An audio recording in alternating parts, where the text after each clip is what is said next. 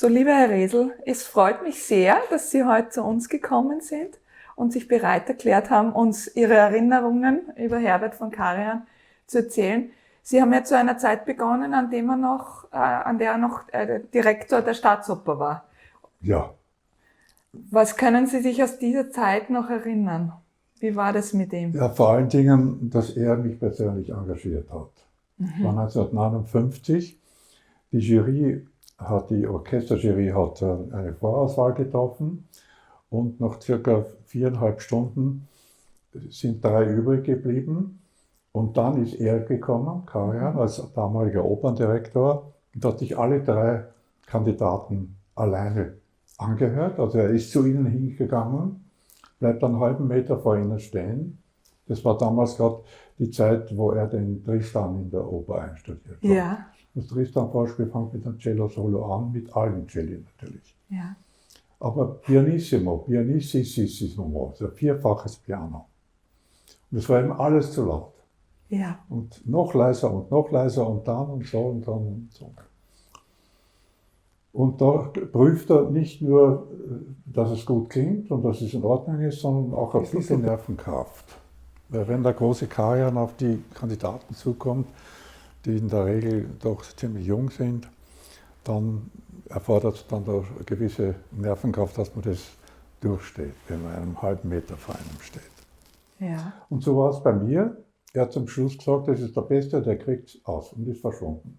Das war's. So einfach ist das. Er hat gar nicht viel geredet, sondern nur noch leiser, danke, es genügt. Der Nächste, der Dritte, der kriegt's. So war's. Oh, unglaublich. Also so hat er auch das Haus geführt letztlich. Also er hat seine Mitarbeiter gehabt und hat aber alles sehr genau beobachtet und hat auch die Entscheidungen seiner Mitarbeiter sogar manchmal rückgängig gemacht, wenn es ihm musikalisch nicht gepasst hat. Also aber meiner Meinung nach ein sehr, sehr guter Operndirektor, aber ist natürlich auch durch seine Tendenz damals, die heute für uns selbstverständlich ist, nämlich alle Opern in der Originalsprache zu singen, ist er auf ziemlichen Widerstand gestoßen. Ja. Die damaligen alten Herrschaften wollten halt auch die Da Ponte-Opern auf Deutsch hören. Das kann man sich halt überhaupt nicht mehr vorstellen. Ja. Und das ist etwas, was wirklich nachhaltig geblieben ist. Es ist ihm zu verdanken, dass in ganz Europa heute die Opern wirklich fast überall in der Originalsprache gesungen werden. Das war sein Werk. Es war natürlich auch für die Sänger eine Herausforderung, die ja zum Teil das gar nicht gewohnt waren, das in der Originalsprache singen zu müssen. Ja, ich habe Vorstellungen gespielt ganz am Anfang, 59 oder 60, wie sich das noch nicht so durchgesetzt gehabt hat. Da haben Sänger gesungen in 3 Sprachen auf der Bühne, die gleiche Oper, die gleiche Vorstellung. Ja. Also ich liebe dich und dann ist es Italienisch zurückgekommen. Der Italiener hat natürlich gar nicht gewusst, was der eigentlich oder sie gegenüber was er eigentlich will und was er hat. Und so waren das eigentlich Vorstellungen. Die Leute haben zwar applaudiert, aber im Grunde genommen hat das alles wirklich wenig Substanz gehabt. Und da ist der Karajan gekommen und hat gesagt, bitte, da muss ja Ordnung rein. Ja. Und die einzige Ordnung ist die, dass man die Opern so spielt, wie sie komponiert wurden. Nämlich die Da Ponte-Opern oder die Verdi-Opern oder was immer, auch französische Opern, als Carmen zum Beispiel, hat man da bis dato nur auf Deutsch in Wien gehört. Nichts muss alles Französisch, also, und das ist auch in Ordnung. Heute kein Mensch, man würde sich aufregen, wenn es jetzt umgekehrt wäre. Genau, ja. Und natürlich auch die Inszenierungen waren ganz anders, als es die Leute gewohnt waren. Viel kahler und viel moderner, oder? Gerade der Ring war ja eine Besonderheit damals. Ja gut, da hat natürlich, da ist Karajan und Wieland Wagner, die ja federführend waren auf dem Gebiet. Wieland Wagner hat was vorgegeben, das Karajan eher weniger gepasst hat. Karajan hat eher naturalistisch Regie geführt und Wieland Wagner wollte die ganzen Wagner-Konzepte, nämlich seines Großvaters, wollte er weiterführen in die neuere Zeit. Das ist wieder das Verdienst von Wieland Wagner gewesen.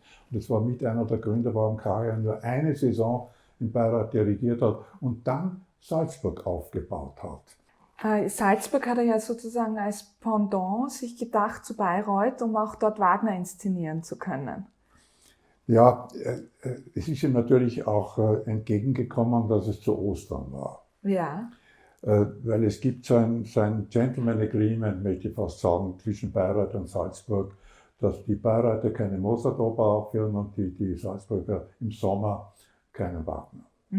Und wenn, dann muss es abgesprochen sein. Das heißt, ich kann nicht an Tristan in Salzburg spielen und gleichzeitig in Bayreuth. Das sollte man auch nicht machen, das ist in Ordnung. Ja. Und darum ist ihm dieses Ostern sehr zu Pass gekommen. Erstens einmal sein Orchester Berlin. Ja. Er hat die Schallplatten vorher aufgenommen, hat damit mit seinem Orchester diese doch nicht ganz leicht zu spielenden Opern einstudiert und ist dann mit dem einstudierten Orchester nach Salzburg gegangen. Und die haben das dort wunderbar gespielt. Ja, ja, da war er sehr geschickt, auch in logistischen Fragen sozusagen.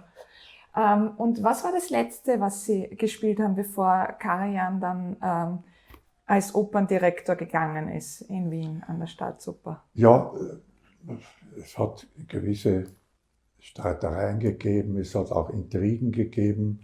Möchte ich gar nicht sagen, das ist Wien-spezifisch, sondern sagen wir so, es wirkt sich vielleicht in Wien etwas stärker aus. Und wenn in Wien was passiert, dann weiß das die ganze Welt. Es ist eigentlich weniger interessant, was in München oder in Berlin passiert, als das, was in Wien passiert. Und das wird natürlich dann weltweit kommentiert, insbesondere so im künstlerischen Sektor. Und Karajan wollte eben und hat eben auch wirklich darauf gedrungen, dass die Opern alle in der Originalsprache gesungen werden und auch verschiedene althergebrachte Dinge, die ihm im Opernbetrieb in der Wiener Staatsoper nicht so gefallen haben, die wollte er verändern. Zum Teil hat er es auch verändert, aber er hat da ziemlichen Widerstand gespürt. Und Ende vom Lied war, dass ihm das natürlich zu viel war und letztlich auch zu blöd war. Und hat gesagt, ich bin Chef auf Lebenszeit in Berlin. Ja. Ich habe mein großartiges Orchester, eines der besten der Welt. Also warum soll ich mit diesen Intrigen hier in Wien aussetzen? Und hat dann gesagt, gut, dann eben nicht mehr weiter. Nach 8 Jahren, das ist doch ziemlich lang, da hat er sehr lang diese ganzen Dinge ausgehalten, ist er dann gegangen. Ich sage gegangen worden, weil auch die Politik, die ja da ein bisschen mitzureden hat, auch bei uns in Wien immer, hat hier fleißig mitgespielt, leider. Und die letzte Oper damals, die er einstudiert hat, war Die Frau des Schatten, ein ganz, ganz großes Werk, in Wien uraufgeführt. Ja. Also es ist ihm alles dieses bewusst gewesen. Und es war wunderbar. Er hat das Werk nur, innerhalb der Partitur hat er manche Szenen verschoben, die nicht im Original waren. Die seiner Meinung nach logischer waren, wenn sie früher oder später gespielt werden und gezeigt werden. Und das hat kein anderer Dirigent nachher nachdirigiert, wegen dieser Verschiebung. Frauenschatten wird immer einmal im Jahr gespielt, aber diese Karajan-Geschichte leider nicht mehr. Es war Wunder, es waren Glanzvorstellungen. Ah, toll. Also Sie waren da seiner Meinung, was das angeht. Ja, unsere damals jungen Kollegen waren damals überhaupt der Meinung, dass der Karajan in Wien bleiben sollte, erstens. Und zweitens auch durchaus, dass die Wiener Philharmoniker in Salzburg die Osterfestspiele bestreiten sollten. Ja. Und da hat es aber eine Abstimmung im Plenum gegeben und die ist gegen Karajan ausgegangen, weil die älteren Herrschaften noch in der Mehrheit waren und die haben das durch die Majorität verhindert. Und wir natürlich weinenden Auges haben gesehen, wie Karajan aus Wien weg war. Er ist auch nicht mehr gekommen. Sie können aber Mauerkonzert gar nichts mehr. Ja. Viele Jahre. Viele Jahre, ja. Da war er dann wirklich aus Wien verschwunden. So ist es. Die Zeit hat sich dann geändert in den 80er Jahren, als es doch zu einem Bruch mit den Berlinern gekommen ist. Da hat er sich dann an die Wiener gewandt und hat sie gebeten, ob sie nicht einspringen können. Können Sie sich an die Zeit erinnern? Ja, ich kann mich erinnern an die Zeit. Er ist eigentlich zu diesem Zeitpunkt, ich möchte fast sagen, ohne Orchester dagestanden. Weil in Berlin wollte man ihn loshaben, weil er schon alt und gebrechlich war. Und das ist vielleicht wirklich eine kleine Wiedergutmachung von Wien. Weil dieses große Herz hat man eigentlich nur in Wien. Dass man Menschen und insbesondere Künstler, die Begeisterung hervorgerufen haben in der Vergangenheit, bis zum Schluss, eigentlich fast bis zum Lebensende weiter trägt mit der Begeisterung. Ja. Das ist diese berühmte Geschichte in der Oper, wo ein Sänger schlecht singt und die Leute applaudieren und schreien, bravo, wunderbar. Und da kommt ein Gast hin, zu dem er fragt, wieso applaudiert er nicht? Der hat doch so schlecht gesungen. Und er hat gesagt, heute ja, aber Sie hätten ihn vor 20 Jahren hören müssen. Das war schön. Unglaublich, und so. ja. Und nach diesem Motto eigentlich ist Karajan in Wien wieder aufgenommen worden. Er war damals gebrechlich und ich habe ihm damals auch empfohlen, die Geschichte in Berlin zu beenden, obwohl er einen Vertrag auf Lebenszeit hatte. Er war 32 Jahre Chef und sehr viele Journalisten haben mich damals gefragt, ja, was sagen Sie denn eigentlich zu diesen Sachen in Berlin? Das ist die Berliner noch nach so einer langen Zeit und da schmiedet man sich doch zusammen und so. Habe ich gesagt, wundert mich überhaupt, dass er so lange ausgehalten hat, weil in Wien hätte es keine 2 Jahre ausgehalten. und der Bibel wäre fertig gewesen. Man kann sich dann ehrlich, man kann einander dann nicht mehr sehen. Ja. Es ist immer das gleiche Gesicht davor und die gleichen Gesichter, die im Orchester sitzen. Ja. Und das zu 30 Jahre, also da waren die Berliner sehr tapfer. Ja.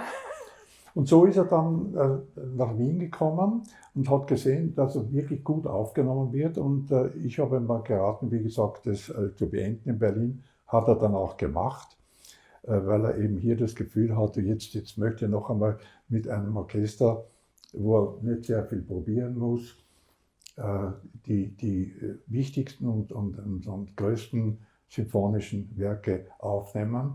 Für sein Lebenswerk, nämlich das war die Telemondial, damals diese Fernsehgesellschaft, die Musikfilme produziert hat. Und er ist der Chef gewesen und das hat er also in Wien mit Begeisterung gemacht. Natürlich daneben dann auch noch das eine oder andere Konzert. Ja. Und wir sind dann auch einmal noch mit ihm in die USA gefahren, zur Wiener Philharmonikerwoche in New York, die jedes Jahr stattfindet, bis heute. Und er hat damals 3 Konzerte geplant, mehr konnte er nicht aufgrund seiner körperlichen Gebrechlichkeit. Ich habe ihn dann am Arm im Rhein, er konnte nicht mehr alleine auftreten, am Arm Rhein.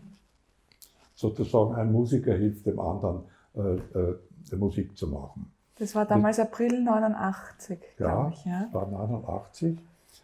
Vorher war in Wien aber noch die 7. Bruckner, sein allerletztes Konzert hier in Wien. Ja, um diese Reise haben sich natürlich sehr viele Kollegen gerissen.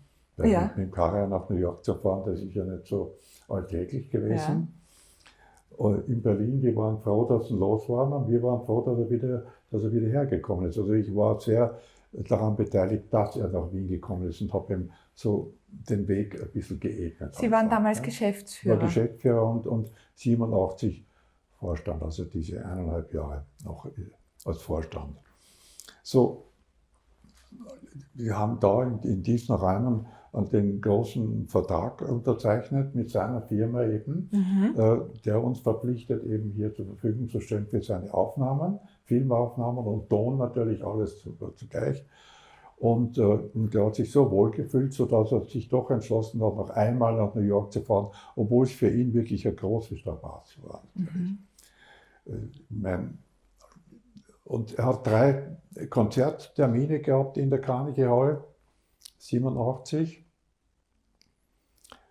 mit 2 Programmen.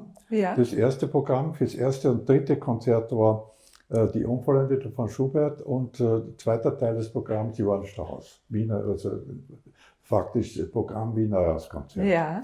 Und das mittlere Konzert eben nur einmal leider die 8. Bruckner. Dabei man hat ihm angesehen, er war so krank, dass ihm jede Bewegung, jedes Fingerkrümmen, alles hat ihm wehgetan. Das ist unglaublich, dass ein Mensch so eine Symphonie durchsteht. Das war die eine Seite. Und die andere Seite war, dass unser damaliger Manager in New York, Wilford, zu einem Journalistenkollegen, einem Jüngeren, gesagt hat, Sie werden heute etwas hören, was Sie bis jetzt noch nicht gehört haben und in Ihrem ganzen Leben wahrscheinlich nie mehr hören werden. Und das ist, genau so war es auch. Das Konzert ist legendär und Ja. die Leute waren so außer sich und dabei konnte er nicht, ich habe ihn natürlich hinaus begleitet und er konnte nicht ein zweites Mal rauskommen mehr. Es hat ihm so viel Kraft gekostet. Er ist gesessen also hinter der Tür, hat nur mehr ein bisschen den Kopf raus, dass das Publikum sieht, dass er noch da ist. Ich möchte fast sagen, dass er noch lebt, nach dieser Gewaltleistung der Achten Bruckner. Und das war dann das letzte Konzert in New York und in Amerika überhaupt. Und vorher, wie gesagt, die 7. Bruckner hier in Wien. Er ist eigentlich von Monat zu Monat mehr verfallen. Es waren dann wirklich ganz, ganz schwierige Zeiten, wo man nicht gewusst hat, wird er das durchstehen und wird er das noch machen und kann man sich noch auf ein Konzert einlassen, kann man noch affichieren, etwas, was passiert mit ihm und die Leute Karten kaufen und so. Aber er hat es durchgehalten bis zum Schluss. Es ist unglaublich, was der Wille oft ausmacht. Und können Sie beschreiben, war das, weil er schon so alt und gebrechlich war, oder was war das Musikalische an diesem Bruckner, an der Bruckner 8, wo Sie sagen, das war so speziell, wie Karajan das gemacht hat? Es hat natürlich eine gewisse Rolle gespielt, dass jeder von uns gewusst hat, es wird wahrscheinlich das letzte Mal sein, dass man mit ihm eine 8. Bruckner macht. Aufgrund seiner Gebrechlichkeit. Ja. Aber Karajan ist ein Dirigent gewesen, zum Beispiel im Gegensatz zu Bernstein. Der Bernstein, der hat also seine Seele herausgelassen und in Wien hat man gesagt, der hat sich am Luster gehutscht, also wenn er fortissimo war und der war begeistert, und wenn was schön war. Typisch wienerisch. Das hat man gesehen. Ja. Beim Karajan hat man das nicht gesehen. Und ich sage immer, es klingt vielleicht ein bisschen komisch, der Bernstein hat mit dem Herzen dirigiert und der Karajan hat mit dem Kopf dirigiert. Hat aber nicht nur intellektuell das Dirigat absolviert, sondern es ist schon was rausgekommen. Er konnte es nicht zeigen. Ja. Das konnte er nur über seine Hände und über das Stabel. Da konnte er es zeigen. Also er konnte ein Orchester animieren. Alleine der Name Karajan war für alle Musiker, ob jung oder schon älter, ein Ansporn, jetzt muss ich mein Bestes geben. Und alleine seine Anwesenheit und wie gesagt sein Name hat genügt, um ein Orchester gleich um eine Klasse besser zu machen. Ja. Und was mir so aufgefallen ist, sind gerade beim Bruckner auch diese großen Bögen, die er es geschafft hat zu spannen. Haben Sie das auch so empfunden, dass es bei ihm immer so eine gewisse Zielgerichtetheit gegeben hat, die vielleicht nicht bei allen immer im gleichen Maße stattgefunden hat? Das stimmt. Das ist natürlich auch bei ihm eine Frage des Alters gewesen. Ich habe anfangs erzählt, die erste Oper, die ich unter ihm gespielt habe, war der Figaro. Das war nicht besonders aufregend damals. Mann hat ja gesagt, die Klassiker liegen ihm nicht so und speziell Mozart kann er eigentlich nicht so gut, das kann der Karl Böhm besser. Und ich glaube, zu dieser Zeit war es auch so. Aber mit fortgeschrittenem Alter war Mozart wunderbar bei ihm. Er hat Giovanni nicht im kleinen Festspielhaus, damals noch kleines Festspielhaus, heute heißt es Haus für Mozart. Er hat den Don Giovanni im großen Haus gespielt, also auch von der Inszenierung her auf die Riesenbühne gestellt und es war hervorragend und es war wirklich wunderbare Musik. Das heißt also, das Alter hat bei Karajan eine ganz große Rolle gespielt und so natürlich auch bei Bruckner. Er hat ganz genau gewusst, dass er es wahrscheinlich nie mehr dirigieren wird. Und ich kann mich erinnern an sein Neujahrskonzert. Das war ja 86. Und dieses Neujahrskonzert war, er hat mir vom Anfang an gesagt, ich mache dieses eine Mal und dann sicher nie mehr wieder. Das hat er schon? Hat er mir selber so gesagt. Aha. Und der Karajan hat nie Emotionen gezeigt. Nie. beim Dirigieren und auch sonst nie. Aber nach dem Applaus Donauwalzer Zugabe, Neujahrskonzert, wie er seine kleine Rede gehalten hat und sich dann umgedreht hat und es kommt das Geigentremolo mit dem Horn-Solo, mit dem Dreiklang, hat er geweint. Und das habe ich bis dato, und es war eine lange Zeit, die man ihm begleitet hat, da sind die Emotionen dann doch durchgekommen. Und das ist ein Zeichen, dass er sehr wohl seine Emotionen im Griff gehabt, aber er hat sie gehabt. Ja. Und sehr viele haben ihm abgesprochen. Ach, der dirigiert und der ist eiskalt und das ist nichts und Auftakt kann jeder geben und dann das Orchester spielt er allein. Das stimmt überhaupt nicht. Der hat große Emotionen gehabt und war imstande, seine Emotionen nur in der Gewalt zu haben, was eben beim Bernstein nicht so war. Wenn dem was gefallen hat, dann hat er es gezeigt und Schluss. Und zwar, da ist der Saal explodiert. Ne? Und das gefällt natürlich den Leuten, das ist klar. Aber wenn jemand so ruhig da oben steht, wie es beim Karajan war, hat man eben gedacht, der ist eiskalt. Hat überhaupt nicht gestimmt. Und darum auch diese unvorstellbar und unvergessliche Interpretation der 8. Bruckner.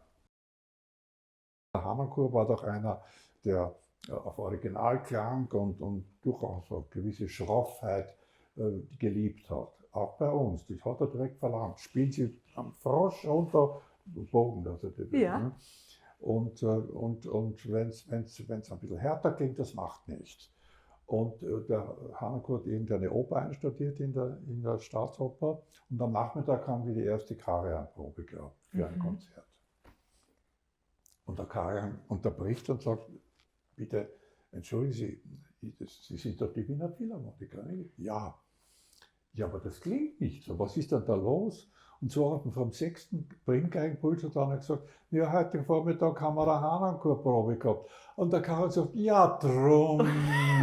Und jetzt werden wir einmal ein bisschen Ton probieren und jetzt werden wir den Klang ein bisschen wieder zurückführen. Und nach 10 Minuten, eine Viertelstunde hat er genau gewusst, wo er ansetzen muss, wie er den Klang wieder dorthin bringt, den er gewohnt war und den er wollte. Und dann war für ihn eigentlich auch schon der Teppich gelegt für das, was dann kommen mag, wenn der Klang eingestellt war. Er hat wenig wirklich probiert. Ich kann mich erinnern an Bruckner Aufführungen in Salzburg im Sommer. Das hat er jedes Jahr gemacht. Also trotz der Verstimmung immer zwischen dem Orchester und ihm. Dieses eine Konzert musste er quasi machen. Das sind seine Mitte August-Termine gewesen. Und wir haben manche Stellen in der Bruckner Sinfonie überhaupt nicht durchgespielt während der Probe, weil er genau wusste, das geht sowieso. Ja. Also er war einer sehr, sehr darauf bedacht, das Orchester nicht zu ermüden, sondern nur das zu probieren, was notwendig war. Dann und wann hat er technische Stelle gegeben, die man halt macht und so. Aber in der Regel, wir haben in Salzburg kaum mehr als 2 Proben gehabt mit ihm, weil er so rationell wirklich probiert hat, auch was die Zeit anbelangt. Ja. Ganz genau gewusst, wann er Pause machen muss und wann. Meistens hat er sowieso eine halbe Stunde früher aufgehört, weil er hat gesagt, Sie können das, ich kann es genauso gut. Ein paar Sachen richten wir. Natürlich muss er sich auf die Akustik, die anderen Festspieler einstellen, als die Musik feiern. So, das hat er probiert. Ja. Das war ihm das Wichtigste. Der Klang. Natürlich, wenn er Oper gemacht hat, wie er noch Operndirektor hier war, natürlich, da waren die Proben schon sehr intensiv. Ja. Die waren auch manchmal sehr unangenehm, weil er immer um 9 Uhr früh, ja, das ist ja für Musiker eine Katastrophe. Ja. Um 9 Uhr früh hat er von 9 bis 11 ohne Pause hat er probiert. Und danach konnte er dann sich seiner Regie widmen, beziehungsweise den Lichtspielen, wenn irgendwelche also alles, was die Bühne anbelangt. Und diese Proben waren manchmal sehr, sehr unangenehm, auch sehr, sehr intensiv, hart, streng, sehr streng, wo er wirklich nicht gesagt, es ist 9 Uhr früh und sitzen halt noch ein paar dort und sagt, nichts, ganzen Bogen und voller Einsatz und so. Da hat er sich natürlich auch nicht immer Freunde gemacht damit, das ist klar. Aber da konnte er wirklich ordentlich, also wenn es notwendig war, hat er ganz, ganz streng und hart probiert, also dass er das Letzte aus einem Orchester herausgeholt hat. Mhm. Jetzt hätte ich noch eine letzte Frage, weil das habe ich auch Ihre Kollegen gefragt. Gibt es eine Lieblingsaufnahme oder ein Lieblingsstück, wo Sie sagen, das ist von Karajan am besten gewesen? Ja, für mich ja. Nämlich die letzte Aufnahme, beziehungsweise es war ein Konzert, die Musik war, es war ein Live-Mitschnitt des Verdi-Requiems. Dieses Verdi-Requiem, wo die 4 Sänger, die Solisten, gestanden sind oben auf der Orgelempore. Ja. Und ich kannte ja jetzt, ich glaube, die Tomova Sintov, dann die griechische, wie hat die griechische geheißen damals? Weiß ich nicht genau. Der Van Damme als Ja, Bass, genau. Tenor, weiß ich nicht mehr. Also diese Aufnahme, die höre ich mir heute noch an. Schön. Das ist für mich also einer der Höhepunkte gewesen. Wo auch, kann mich erinnern, in dieses Konzert, da sind sogar Kollegen von anderen Orchestern hereingekommen, nur um sich dieses Ereignis anzuschauen und anzuhören. Ja. Das war unvorstellbar auch, wirklich. Das waren ja auch die Also Filmaufnahmen. alles, was Karajan in der Zeit nach Berlin gemacht hat, ist eigentlich immer ein Erlebnis gewesen. Bis zu den Proben, wo er sogar noch seine Späße gemacht hat, obwohl er ja eigentlich nicht stehen konnte. Er hat ja so eine Art Fahrradsitz, den hat er so so ein Fahrradsattel, auf dem er gestanden und gesessen ist zugleich. Ne? Ja. Also er ist halb gesessen, obwohl er konnte ja nur mehr wirklich stehen. Und vom Gehen schon gar nicht die Rede. Also es ist schon sensationell, was er alles gemacht hat. Es war alles interessant von ihm. Das Rausgehen, das Reingehen, das Obenstehen, seine Späße, die er oft während der Proben gemacht hat oder während der Aufnahmepausen. So, also er war wirklich ein Mann, der das Orchester auch nie überlastet hat. Wenn irgendwelche Probeaufnahmen war, hat er ein Schülerorchester engagiert, dass sich die hinsetzen und er ein bisschen die Platzprobleme löst, mit die Kameras und so weiter, dass er nicht uns dort hinsetzen hat und sagt, so und jetzt müsst ihr den Sessel links und rechts, das war alles schon vorbereitet. Er ist wirklich ein Phänomen gewesen in Organisation, Rationalität, durchaus auch geschäftlich. Ja. Ich meine, es gibt eigentlich nichts, was ich beim Karajan als negativ betrachten könnte. Er ist angegriffen worden, weil er meiner Meinung nach großartige Ideen in das Operngeschehen hineingebracht hat. Er hat das Beste vom Besten engagiert.